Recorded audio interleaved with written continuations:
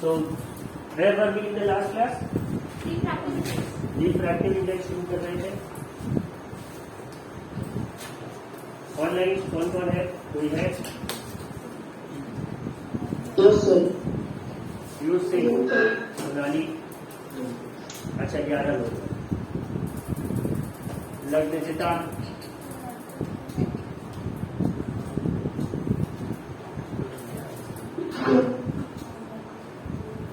ठीक है. Please switch on your camera if possible. अगर आप ऐसे स्टेट में नहीं है कि कैमरा ऑन ना किया जा सके तो प्लीज.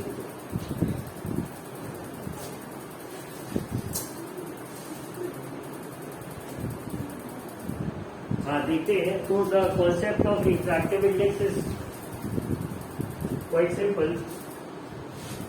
रिप्रेजेंट करते हैं कहीं कहीं पे म्यू से, कहीं पे एन से, कहीं कहीं कोई और दूसरा टर्म भी ले लेते हैं. और स्पीड ऑफ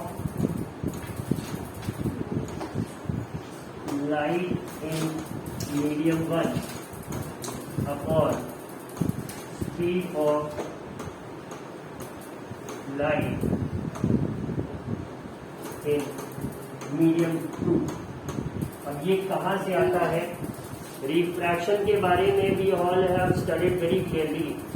जब हमने इसकी डेफिनेशन पढ़ी कि the bending of light when it enters from one transparent medium to another transparent medium is called refraction. Light की रे का बेंड हो जाना, थोड़ा सा टेढ़ा हो जाना, तिरछा हो जाना, इसे ही हम रिफ्रैक्शन कहते हैं. ये हम लोगों ने पढ़ रखा था. फिर कॉज ऑफ रिफ्रैक्शन में हमने पढ़ा कि ये इसलिए होता है because of the change in the speed of light. वो चेंज क्यों होता है? क्योंकि मीडियम की ऑप्टिकल डेंसिटी में बदलाव आ जाता है. ठीक है. वैक्यूम ऐसा मीडियम है जिसमें कोई पार्टिकल्स नहीं. ट्रांसपेरेंसी 100% कह लीजिए, या ट्रांसपेरेंसी वहां एग्जिस्ट ही नहीं करती. ठीक है. फिर नेक्स्ट टू वैक्यूम क्या हो जाता है? इट इज एयर, हवा. Not exactly as free as vacuum but particles होते हैं. बट उसकी स्पीड लाइट की उसमें ऑलमोस्ट वही रहती, बहुत मिनिमल सा चेंज आता है. ठीक है. उसके बाद जब हम इस चैप्टर को पढ़ते हैं तो पहली चीज जिससे हमारा एनकाउंटर होता है to understand the concept of refraction, वो किसका होता है? Glass slab. ठीक है. फिर हमने एक कॉन्सेप्ट पढ़ा कि when light ray enters from a rare medium to a denser medium, तो वो टुवर्ड्स द नॉर्मल बेंड होता है, और डेंसर से रेयर में आता है तो away from the normal bend होता है. ठीक है.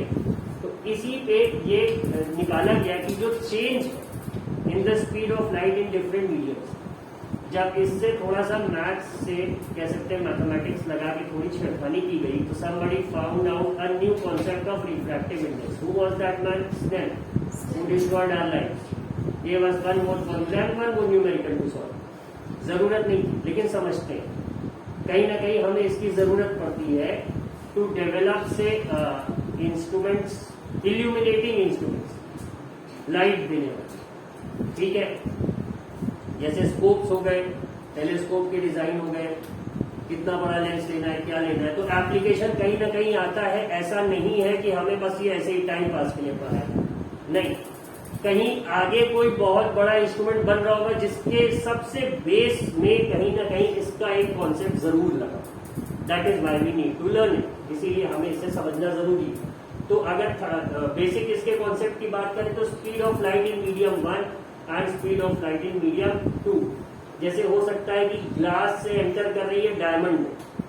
ठीक है. So now the diamond is optically denser compare to glass, तो टुवर्ड्स द नॉर्मल. बट अगर एयर और डायमंड की बात करेंगे कि डायमंड से निकल के एयर में आ रही है तो अवे फ्रॉम द नॉर्मल होगा, क्योंकि एयर की ऑप्टिकल डेंसिटी कम है कंपेयर टू डायमंड. तो इसी तरह से हम समझ सकते हैं कि with respect to air diamond का क्या रिफ्रैक्टिव इंडेक्स है, with respect to water diamond का क्या रिफ्रैक्टिव इंडेक्स है. ठीक है. सपोज करो जैसे we have to launch a satellite. एक सैटेलाइट लॉन्च करना मून की तरफ. नाउ रिफ्रैक्शन के कारण हमें ये पता है कि मून जहां दिख रहा है एक्चुअल में वो वहां नहीं. तो अगर हमें हर एटमॉस्फेरिक लेयर की ऑप्टिकल डेंसिटी पता है, जिससे हम there would be a great amount of calculation but ultimately हम पोजीशन कर लेंगे कि मून दिख यहाँ रहा है but it's actually somewhere else, और कहाँ पे है ये भी हम फाइंड आउट कर लेंगे। तो एक अगर पता लगा हमने उसको जज नहीं किया, मून जहां दिख रहा था सैटेलाइट उसी ऑर्बिट पे लॉन्च कर दिया, तो पता लगा मून को हाई करते हुए हम उससे कुछ 1-2 हजार किलोमीटर दूर से निकल गई हमारी सैटेलाइट, कहाँ गई ये नहीं जान सकते, ठीक है। बट अगर हमें ये पता है तो we are going to exactly land on moon, तो ये कॉन्सेप्ट कहीं ना कहीं तो हेल्प हमें करेगा ही करेगा, ठीक है। तो ये फॉर्मूला है, इसे आप नोट कर सकते हैं, which ever symbol you prefer आप उसे नोट कर लीजिए। एनसीईआरटी में एन लिखा है शायद, और most of you study the NCERT book, इसीलिए एन लेके चलिएगा। म्यू भी मिल जाएगा रेफरेंस बुक्स में आपको, but I stay with N, ठीक है। जैसे जो कॉमनली यूज है लक्ष्मी सिंह की, वो उसमें क्या दिया एन और म्यू दोनों दिया, ठीक है। जो मतलब which ever you like you can follow it. तो आप लिख सकते हैं इसके बारे में थोड़ी इसकी डेफिनेशन और फॉर्मूला। वेट,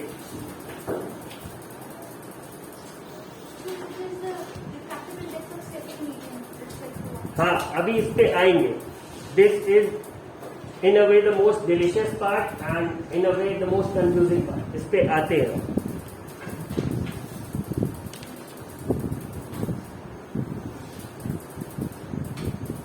इसका डेफिनेशन लिखा था हम लोगों ने, तो अब फॉर्मूले पे आना था।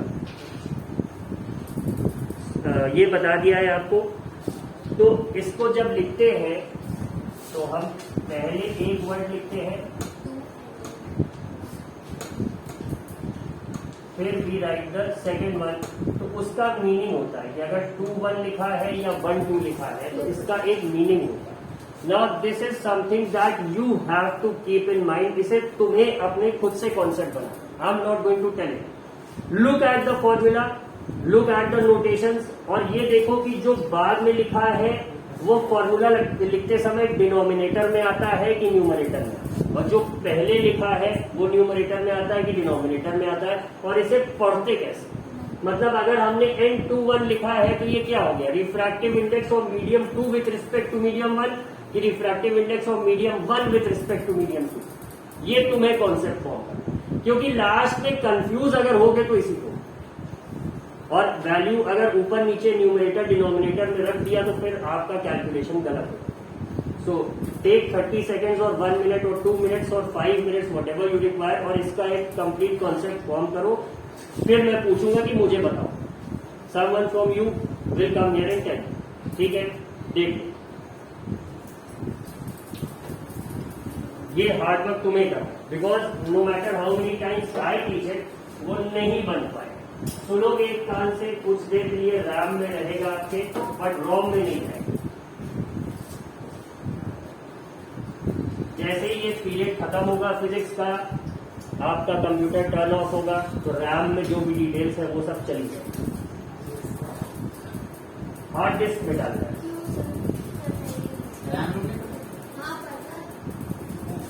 क्यों is a very tough question. ये आपके माइंड के रिटेंटिव पार्ट में भी हो सकता है, और ये भी हो सकता है कि आपका माइंड दूसरी चीजों को प्रायोरिटाइज कर रहा था at that time when you should have been forming the concept. In your case it might be कि क्या बोल रहा है।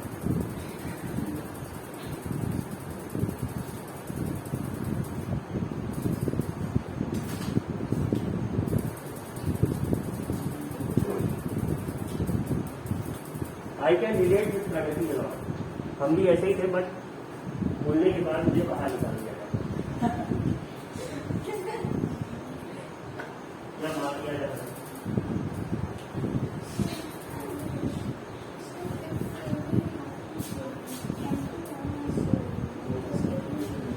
जो पहले है वो नीचे आएगा, जो बाद में है वो ऊपर आएगा। जो पहले है वो नीचे आ रहा है, जो बाद में है वो ऊपर आ रहा है। और पढ़ेंगे कैसे, ये भी जो पहले है वो नीचे आएगा, जो बाद में है वो ऊपर आएगा। ये भी तो तुम्हें देखना है, कंफ्यूजिंग है, कहाँ कंफ्यूज कर रहा है, कैसे कंफ्यूज कर रहा है। वो मत देखो, वो मत देखो, सिंपली पढ़ो कि ये क्या लिखा हुआ है n21। तो इसमें क्या लिखा हुआ है, जैसे usually refractive index of medium 1 with respect to medium 2, मतलब जो बाद में है वो नीचे आ रहा है और उसके रिस्पेक्ट में हम पहली चीज कैलकुलेट करते हैं।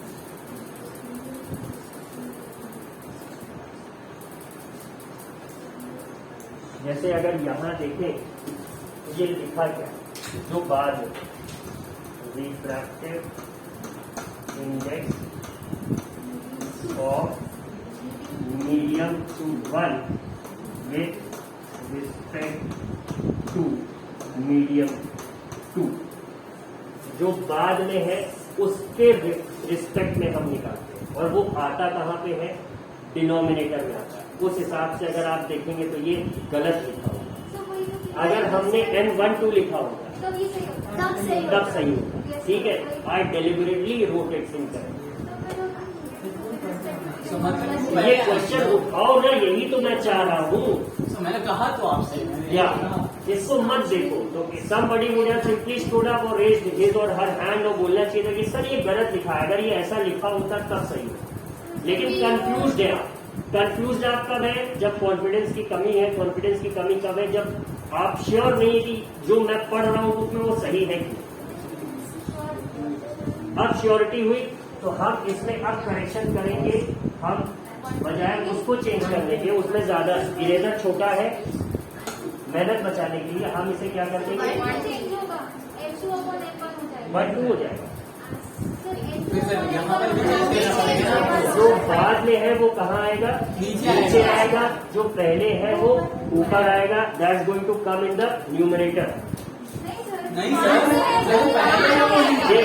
हाँ बताओ सर जो पहले है ना वो नीचे आएगा और जो बाद पहले है वो नीचे आएगा, जो बाद में है वो इफ आई राइट N12 तो इसमें क्या नीचे है, एक M2 अपॉन M1। और अगर हम इसे N21 कर दें तब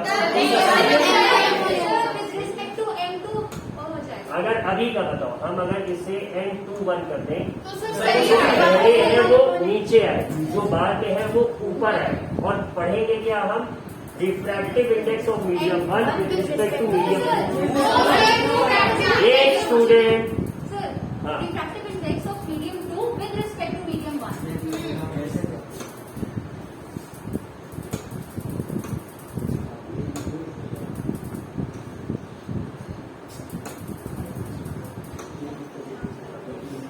सर जब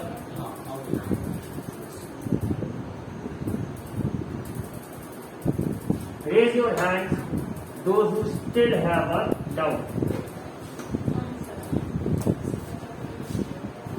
Raise your hands who still have a doubt. Priya. Sir जो नीचे लिखा, मतलब जो पहले लिखा है वो नीचे आएगा। और फॉर्मूला क्या है, N21। हाँ, ठीक है, बुक में क्या लिखा है तुम्हारे पास, चलो मान लो I have written it wrong, I am raising it. ठीक है, अब मुझे बताओ कि हम क्या लिखें, N12 लिखें कि N21? N21। और क्या लिखा हुआ है formula, speed of light in medium 1, speed of light in medium 1 upon speed of light in medium 2। अब इससे क्या कंक्लूजन निकला, जो पहले है वो नीचे है, जो बाद में है वो ऊपर है। ये हम नहीं कह रहे सर, ये एनसीईआरटी की बुक कह रही है। तो सर हम 1 और 2 का रेशियो निकालेंगे ना, तो वो 2:1 के इक्वल आएगा। रेशियो क्या आएगा ना, क्योंकि स्पीड ऑफ लाइट है, suppose both of them are in metre per second, तो ऊपर और नीचे दोनों metre per second, units will cancel out. Now we'll get a ratio. Ratio is that mathematical entity that does not have any unit. Unit नहीं होता, वो numerical terms में होता है। अगर एक ये है तो 4 ये है। जैसे अगर आपने घर में कंस्ट्रक्शन देखा हो तो जो प्लास्टर होता है उसमें अलग सीमेंट सैंड रेशियो रहता है, जो स्लैब पड़ती है उसमें अलग रेशियो रहता है।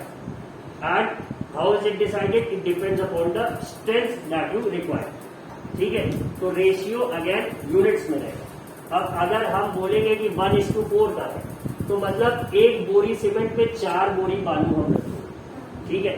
तो 4 कहाँ आ रहा है, नीचे आ रहा है, 1:4 अगर लिखा तो 1/4।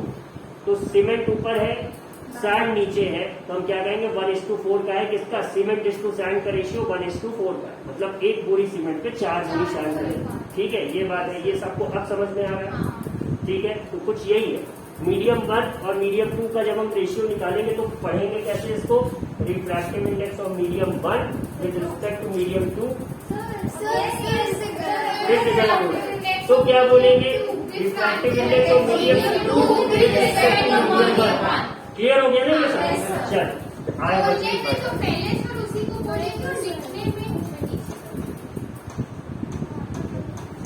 Refractive index of medium 2 with respect to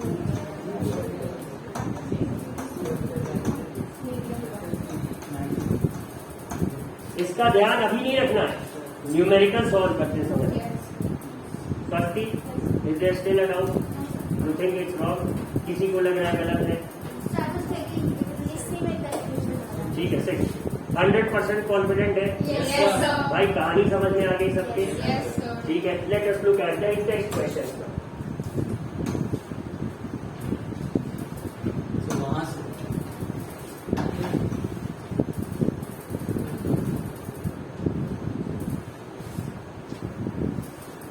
जैसे फर्स्ट क्वेश्चन पूछ रहा है, ray of light travelling in air enters obliquely into water, does the light ray head towards the normal or away from the normal? तो ये सबसे basic concept है कि air rare medium है, वाटर तो टूवर्ड्स द नॉर्मल, RTD वाला याद है ना, ठीक है। और DAR डेंस अवे रेयर, और RTD क्या था, रेयर टूवर्ड्स डेंस, याद आ गया, ठीक है। नेक्स्ट पूछा, light enters from air to glass having refractive index of 1.5। What is the speed of light in glass? Speed of light in vacuum is this. Air और vacuum को एक मान के चलते, अनलेस एंड अनटिल एयर और vacuum में comparison ना हो रहा हो, आप लाइट की स्पीड को वैक्यूम वाली ही लेके चलते। ये बात साफ है सबको। जैसे यहाँ पे कोई लिखे क्या सर बात एयर ग्लास की हो रही थी, स्पीड वैक्यूम में दी हुई है, नहीं, तो एयर और वैक्यूम को एक जैसा मान के चलते, अनलेस एंड अनटिल कब, जब एयर और वैक्यूम में ही कंपैरिजन ना हो, ठीक है। ये 1 कब आएगा, जब ऊपर और नीचे दोनों मीडियम सेम है, तो मतलब रिफ्रैक्शन हो ही नहीं रहा, तो रिफ्रैक्टिव इंडेक्स क्या 0 होगा, या तो 1 रहेगा या 1 से कुछ ज्यादा होगा, ठीक है। ये बात समझ आ रही है सबको? रेशियो 0 कब आता है, व्हेन यू ऐड और सब्ट्रैक्ट और मल्टीप्लाई। डिवीजन में 0 सुना, कभी सुना नहीं, 1 आएगा। अगर परफेक्ट डिवीजन है तो क्या आ जाएगा, 1/1 आता है। जैसे 1/0 को हम लोग पढ़ते 0 है, पर एक्चुअल में वो इंफिनिटी है, क्योंकि never know the number of zero that would take to divide by complete. तो बट अभी बेसिक मैथमेटिक्स में हम वही पढ़ते चलते, ठीक है। इसीलिए जो आप देखते हो किसी किसी ट्रिग्नोमेट्रिक रेशियो में इंफिनिटी वैल्यू दी हुई है, वो क्यों दी, 1/0। tan 90 की होती है, 1 tan 45 1/2 होता है, ये से tan 90 की होती है, tan 90 की इंफिनिटी होती है,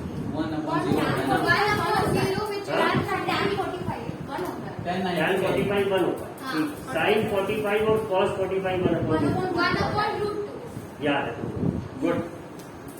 ये न्यूमेरिकल सॉल्व करिए एक बार, देखिए आंसर क्या है।